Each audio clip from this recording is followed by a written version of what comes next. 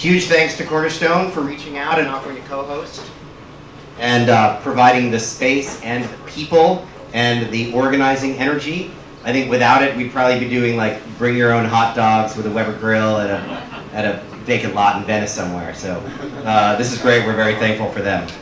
We have to do a quick thanks to the sponsors, otherwise there would be no alcohol and no food. So first is Cooley. Cooley is a great firm nationwide. They made a big and conscious decision to invest in the Southern California and Los Angeles market a few years ago. They built an exceptional team here, led by Dave Young, Tom Hopkins, and their crew. They have an uncanny ability to be super attentive to almost every startup in Southern California as a client. I honestly don't know how they do it, but I'm very glad that they do. Next, similar specialist, Silicon Valley Bank. We've got Mark Turk and Rob Freeland and their team focused on leading the charge for tech companies in Southern California. They focus just on tech, just on startups, and their expertise shows they do a great job serving venture-backed and tech startups here. And finally, a portfolio company of ours, Rainforest QA. Farland and Fred are here somewhere. They are sponsoring. Raise your hand, Farland, Fred, shout, yell. There he is in the back there. One of their claim to fame is they are the only portfolio company that has given me socks as swag. They provide a QA testing as a service, sort of the new standard for how modern QA gets done. I encourage you to meet them and talk to them and see if it's a fit for your business. So our first set, we've got 3 sessions here. We'll try to make them go along pretty quickly because this is more importantly a community event for you all to interact with one another and to foster that sort of connective tissue here in Southern California. First is our host, Adam Miller, CEO of Cornerstone OnDemand. We're going to do a quick little Q&A with him, so if Adam could come on up.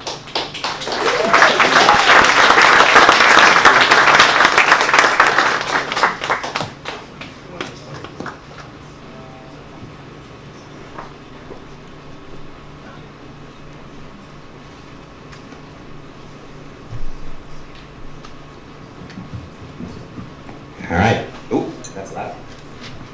We'll flip it level. Fancy digs. Thank you. It's very nice. It seems like there's like new perks and things going on at Cornerstone OnDemand. What's new? The newest perks. So we have lots of perks in this room. There's a movie theater right there. They look like Thunderdome. We have an arcade on the 5th floor. We have a candy store on the 4th floor. We have lots of food and drinks and all that jazz. But we started running out of things to do. So we actually bought or took over the restaurant that's at the corner of the Water Garden right here. Used to be Cafe Bizu. And on September 1st, we're opening up the corner, which will be literally a public bar and restaurant, but one that we will certainly use for happy hour. Fascinating product line extension. We'll talk about when to add products and what kind Exactly. later. That's an interesting one. Understand we're thankful you're here. You somehow got out of jury duty today. Is there like a special public company CEO hack for that, or? Yeah, the guy realized he was going to prison, so he did a plea bargain, and that was it. Trial ended. That's great. So we're glad you're here. Cornerstone OnDemand on the BVP Cloud Index, by my count, 10th largest public SaaS company. The estimates are they'll do $430 million in revenue this year for 2016. Tell us exactly what Cornerstone does and for whom. Who's your target customer? So Cornerstone helps companies recruit, retain, and develop their employees. We essentially help companies manage the entire employee life cycle, from sourcing and recruiting somebody into the organization, onboarding them, managing all their training and development requirements, connecting them with other people in the company, especially for a big global company, dealing with setting goals, doing performance reviews, managing compensation, and then using all that data to manage mobility or succession in the organization. We have a product for small businesses called Cornerstone Growth Edition. We have Cornerstone Enterprise for the biggest companies in the world. And today, we have 26 million people using Cornerstone. So 26 million subscribers. I think that makes us #1 on the list in terms of subscriber count. And that's across 3,000 clients. And those users are in 191 countries using the system today in 42 languages. And that is amazing.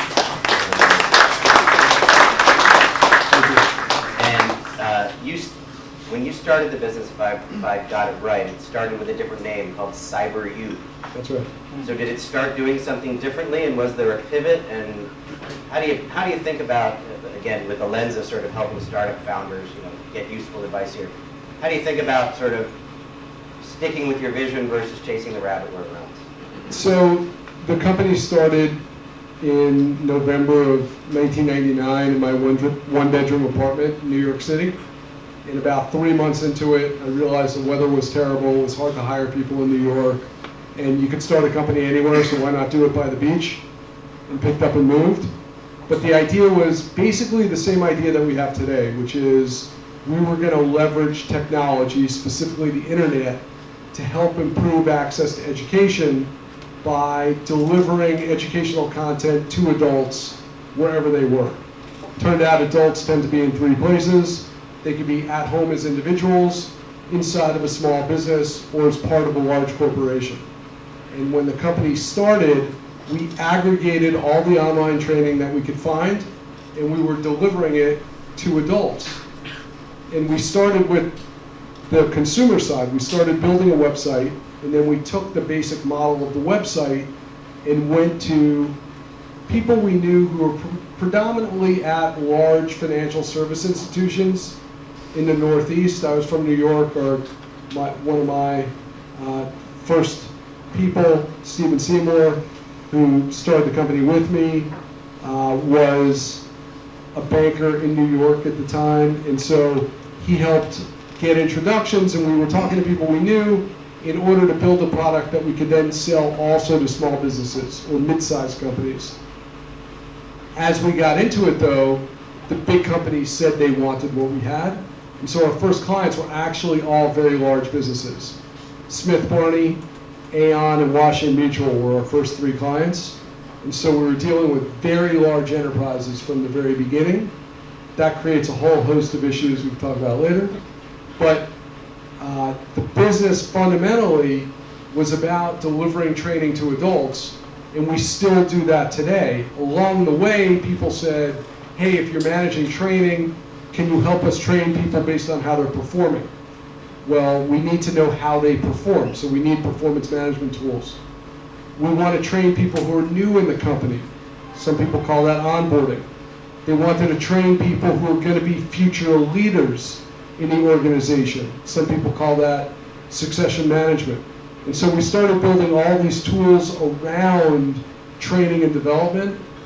Today we still have learning at the center of what we do. We have 24 different products. Some of them are learning, some of them are related to learning, some of them, like compensation, really have nothing to do with it. But they're all around talent management. And so the company evolved from one doing enterprise learning management to one doing what today is considered unified talent management, and that's the entire employee life cycle. But to put a fine point on, are we still doing what we started out to do? Over the last 12 months, we processed 500 million training registrations. So we absolutely are still doing what we set out to do in the beginning. And as you mentioned, you founded the business in 1999. So before Salesforce, before AWS, before Zora, before even SEM, probably. First of all, what the hell were you thinking? Second off, it was the first internet. And you bootstrapped for, your first funding was 9 years in, 8 years in, 9 years. Okay. I remember every day of this. Yeah, one could argue that must have been so much harder even than it is today. So was that a conscious decision? Was that out of necessity? Was that you know, what would you tell us about that? Which story do you want me to tell? The one you think the audience will find most interesting. You know, the truth is, I basically was out raising money for 7 years in a row every single day, and some of you know what I mean by that. So literally trying to raise money continuously. Now the good news is, after you've raised money from your friends and family, you're sort of required to do well, and it becomes incumbent on you. The stakes are raised, it's harder, it's a little bit more stressful. We then raised money from everybody that those people knew. So it wasn't bad enough we took money from all our friends and family, we then took money from their friends and family. And we sort of continued these concentric circles, trying to raise a little bit of money at a time. And it seemed like we always needed 1 million more to be successful, to get us over the hump. We just needed 1 million more. The first round was 700,000. That was actually a very easy round to raise. The very first round I raised were all the people I worked at when I worked on Wall Street. I worked for, literally, it was the entire chain of command, and I was relatively junior, so there were a lot of people above me. They all put in the seed money for the company when I told them I was resigning to start a company.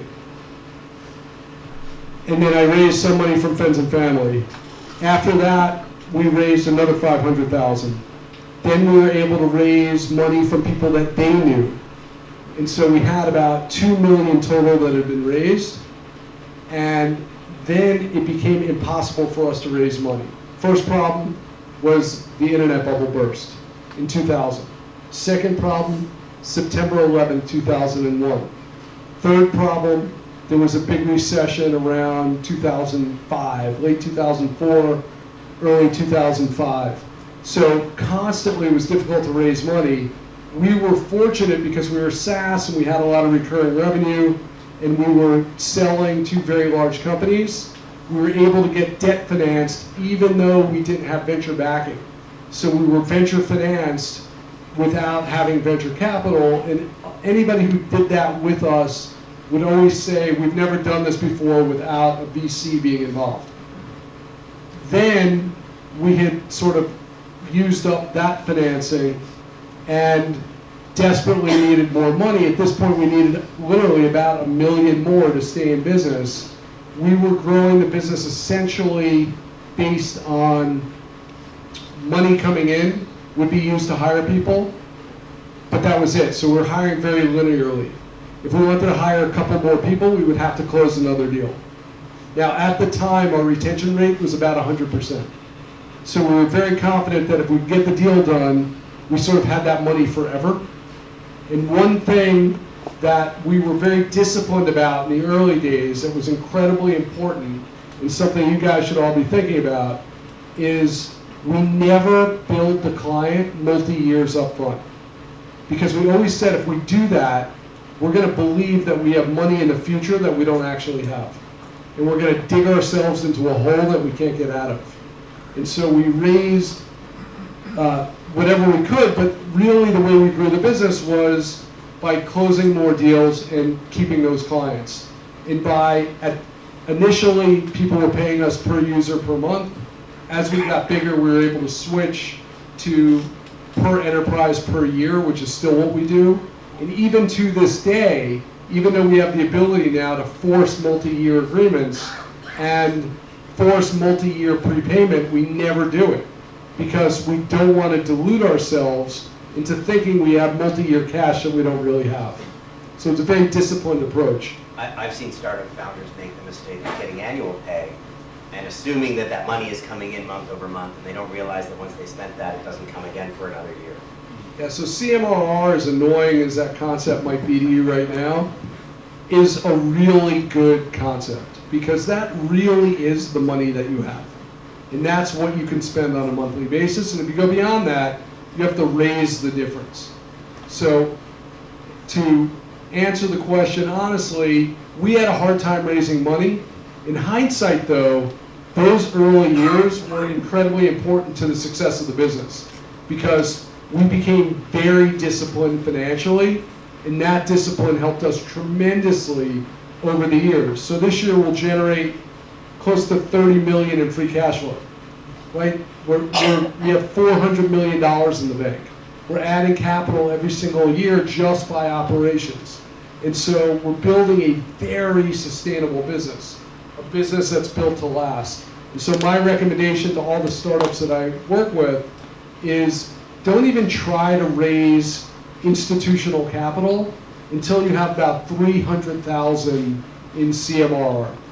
Because at that point, you've started to work out the kinks, you know you have a repeatable sales model, you know what you're spending money on, and you know what to spend money on next. You've probably hired the most important people, but you know what you need to really fuel growth.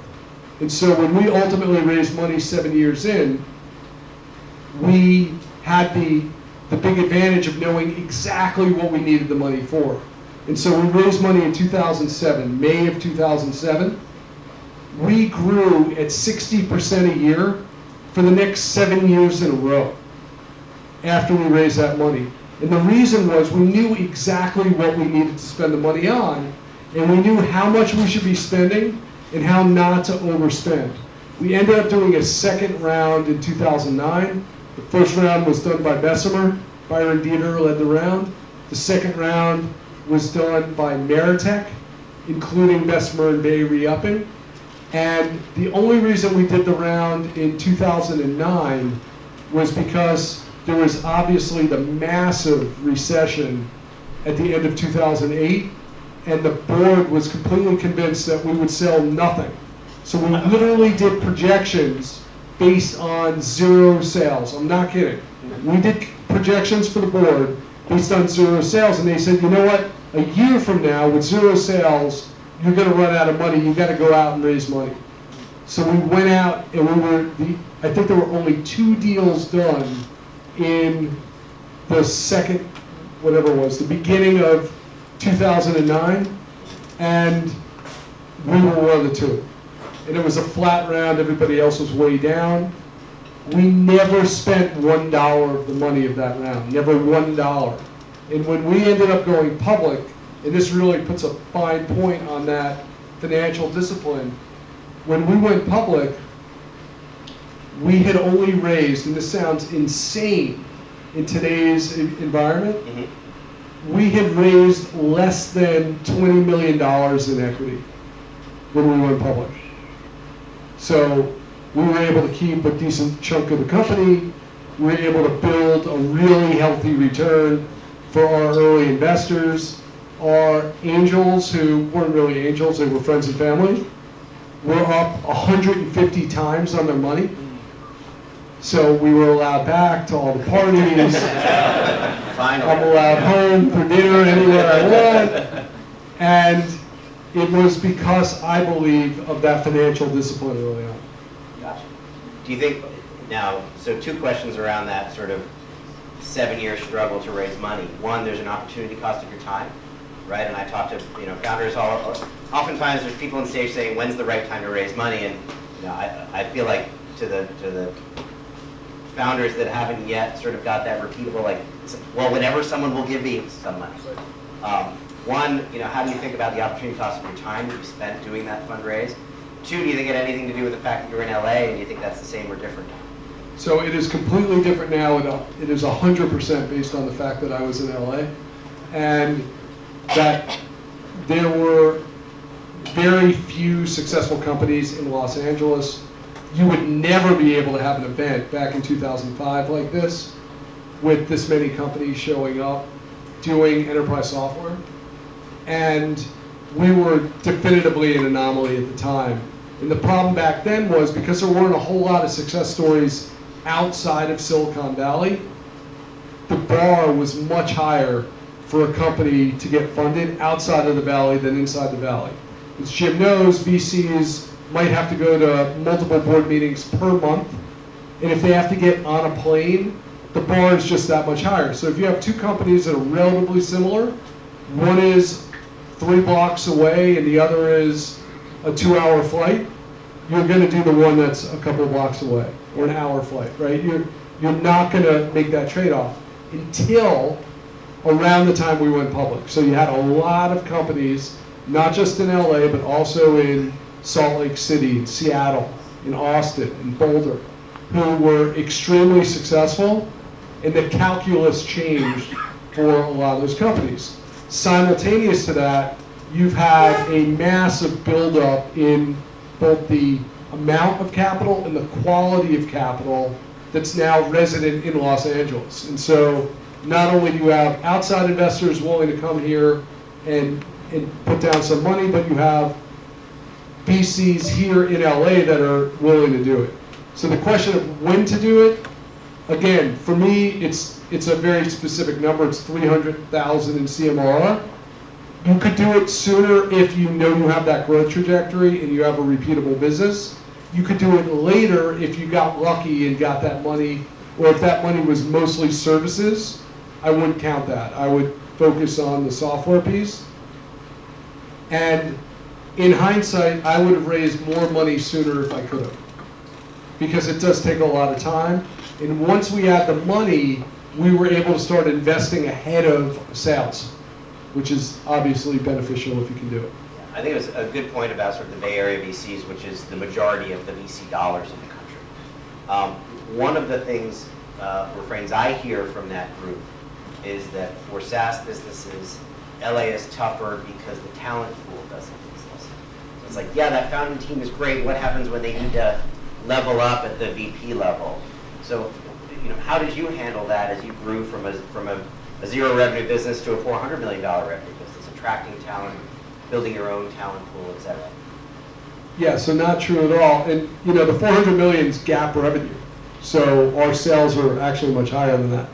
So if you think about how do you build a business in LA, as I was building it, it was much more about hiring for potential than for prior performance. So it was very difficult, for example, to find somebody who was an enterprise marketing executive. For SaaS. For SaaS companies. Or for software, forget for SaaS companies. Or technology, right? Actually, the term SaaS didn't exist at the time. The SaaS didn't even exist. But what we found was it was about hiring people who had the potential to be really good people. And we sort of taught ourselves about SaaS. It didn't really exist at the time. We figured it out. And so we became a learning organization, both in what we sold, but also in how we operated, which allowed us to keep training the people that came in. And so by hiring for potential, we were able to train people to become experts at the domain that they were working in. That is no longer a barrier. I would say you still want to do that. I always recommend that you hire for potential, but there are now a lot of people that have these skills already in LA. So whether it's finding software engineers or product managers or QA people, that's relatively straightforward at this point in LA. It was a lot harder to do back then. With regard to enterprise salespeople or implementation services people or support reps, all of that now can be found in Los Angeles as well. So there are a lot of companies, as you can see here. There's a lot of startups, but there's some big companies as well. And so there are now people in the ecosystem, and we've done a much better job also of retaining talent. There was a period of time, as Jim knows, where people, once they hit a certain stage, would move to the Valley and take all their people with them. That was not at all helpful in building up the ecosystem. Today, you have people staying in LA as their companies get bigger. You just have a bigger pool of people able to do these jobs. We move people in now. LA is a great place to live, as we all know. So it's not that hard to convince somebody to pick up and move here. I always try to look for the boyfriend or girlfriend rule. Right? College grads, right? No matter where they live, if they went to UCLA or USC or UCI or UCSB, like they enjoyed their 4 years here or 6 years here, depending upon how long it took them. Or if you find somebody that's got a girlfriend here, yeah, totally. they will come back. So all those things are really big advantages. The other thing we've done is really worked on how do we promote the ecosystem, because this is both good for us and good for the whole community. Getting more people back here making LA tech a permanent thing, a real thing. Yeah, So one thing we do is every year, we've done for the last 3 years, the LA Tech Summit. It's this year, October 25th at the Fairmont in Santa Monica. And we bring about 1,000 people. It sells out every year. And all we do is talk about LA technology. So it's the top companies in LA present what they've done, how they've been successful. We have tracks on every single vertical in technology. We talk about everything from e-commerce to working with the media to SaaS. And we're this year going to have tracks specifically for CEOs to talk about functional areas as well. How do you build a sales team? How do you prepare for the next round of financing? How do you service clients effectively? And so something we've done every year, it's been really successful, and that's gotten a lot of press. Thinking about LA, we've had everyone from Fortune and Forbes to CNBC and LA Times and everybody else come to that event. So that's helped. The other thing we've done is we've built an accelerator on the 4th floor. I think we're doing tours of it at the end of this event. For any startup that has some traction, we don't want to do really seed stage. We like to do post-seed round and really help a business grow. We have experts in sales, in marketing, in finance, and legal, and we use that talent both as a perk to our own employees to get to work with these startups and to get ideas infused in the organization so we don't get big and bureaucratic, but also it's very helpful to the startups that are here. So you're going to hear from WorkPop later, who's one of our accelerator companies. And then the third thing we did is, in conjunction with the local VCs, we have an innovation fund, so we set aside a few bucks to be able to do investments off our balance sheet. Like I said, $400 million in the bank. So we're able to make investments to companies, particularly in the area of managing people, anything related to the assessment or management of people. Yeah, I think the accelerator has been a really powerful sort of lightning rod or for SaaS startups, B2B startups here, because nothing else like that really exists here.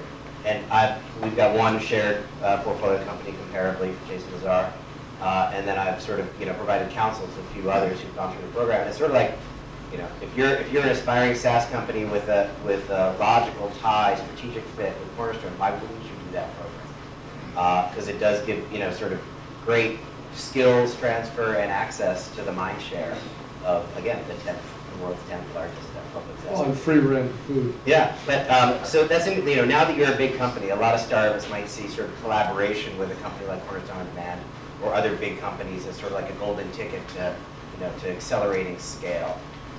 So two questions. One, as you were coming up, did you ever have any, did any of those partnerships with big companies ever work? Or was it just a lot of wasted time? And now that you are the big company, other than through the accelerator, are you engaging with smaller companies in a way that benefits both sides? So the rule I learned the hard way is nobody can sell something you can't sell yourself. So don't assume that partner X, who's an exactly perfect fit for what you do, is going to sell your stuff if you can't sell it yourself. And that's a mistake that I see startups make over and over and over again.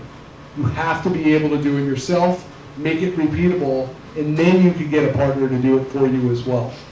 We did have a lot of missteps, a lot of false starts, but we did have one incredibly successful partnership, ADP.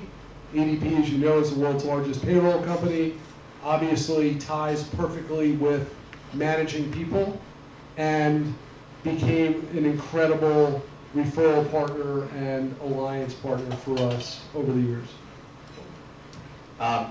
Last question, role of the CEO. Just about every CEO we work with has more things to do in a day than they have time to do it. And oftentimes, the urgent, the fighting fire sort of overwhelms the important, the more strategic, longer term. What does your day look like as a public company CEO? I imagine that never gets easier. So, what's your advice to the startup founders who are feeling all these sort of, different demands on their time, how do you prioritize? How do you maximize your sort of effectiveness? So last week, I was in Park City and asked Jeff Immelt the same question. He's the CEO of GE. So it's something I'm obsessed with. All you have is your time at the end of the day, and you can't make more time. There's a great book called Crazy Busy, which talks about how do you manage your time when you're so incredibly busy. There is essentially an infinite number of things you could do as a CEO, an infinite number of things. You could work 27 hours a day, every day of the week, and never get done with everything on your list. So I try to do a few different things. Number one, every night I use Evernote to keep one list of all my to-dos, and I update it every single night. So if I ever have downtime, I look at that list and do something on that list. So it's constantly up to date. Number two, I try to spend as much of my time as possible at this stage of the company with people. So I find that if I could spend 70% of my time with either our people or our clients, that's a really good use of time. So with our people, it's coaching, it's mentoring, it's helping, it's advising. It could be recruiting, it could be training, onboarding, but doing something with our people. And externally, it's visiting clients, going to the big sales meetings, talking to partners, trying to cement some of the relationships at a senior level, all of which is helpful. And as startup CEOs, you will always be the best salesperson in the company. It's just the reality. You're the most passionate, you know the product the best, you're gonna be the most compelling, and to a buyer, you're the one that can make the decisions. So you're a compelling person to speak to, just positionally. So remember that is always part of the job. I will admit that sometimes my schedule gets completely blocked up, and I hate those days. I'm most effective when my schedule is clear. The only times my schedule is clear are days like today when I was supposed to be on jury duty, so I wasn't supposed to be here. So there were only like 5 meetings that were pre-scheduled today. And on days where there's a trip that gets canceled or something like that. But to the extent you can block time to just think, or block time to work on whatever that urgent thing is, and that thing might change all the time, it's really important to do. Don't let other people schedule all of your time, because it will happen if you don't pay attention to it. You have to be a steward of your own time. The other reality is there's a lot to do, so you have to constantly reprioritize. You have to always decide, you know what, this meeting's really important, and so I'm going to stay in this meeting. I'm going to extend this meeting, even though I have another meeting in 10 minutes, and that meeting either has to wait or will be rescheduled. And one thing that happens as the company gets bigger is your days will get more and more diverse. So I would say no 2 days are the same at this point. No 2 weeks are the same. Different country, different city, different purpose of whatever the event or the activity is. And the priorities should change, but the outcomes, the facts on the ground might be different every time. And so you have to be willing to be flexible. And so to the extent you can save time to do whatever the most important thing is, that's really important. The last thing I'll say about this is balance does matter. I find that people who work truly 20 hours a day, and I talk to guys, right, we get pitched all the time, I'm sure you do as well, who say, yeah, I sleep 4 hours a day, I work 20 hours a day. Those people are never going to be successful, right? It's not sustainable, you're not delegating enough, and you need to have some balance in your life, whether it's family or friends or nonprofit activities. I sit on 4 nonprofit boards. I'm the chair of 2 of them, so I'm very involved with these nonprofits. I coach my kids' soccer teams. You know, there's a lot of other things in life you can do which make you a more holistic person and make you a better boss and a better manager. So it's important that you don't overly obsess on what you're doing, because the bottom line is you have an infinite amount of work. You will never be able to do all the work you have, so you have to prioritize and do what matters the most. Thank you so much for joining us today. Great.